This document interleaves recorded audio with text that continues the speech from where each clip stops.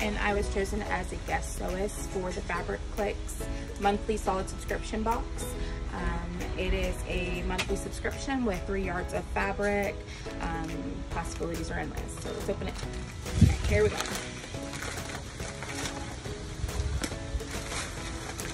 Ooh, these are great fall colors. This is a crepe material. Nice and structured, but not too structured. Still has plenty of drape.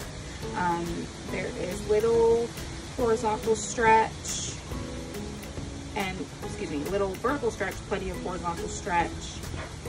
And I believe this is the same type of fabric. Biscuit color. All right, I already know what I'm gonna make. I'll be making the new twist skirt from Petite Stitchery.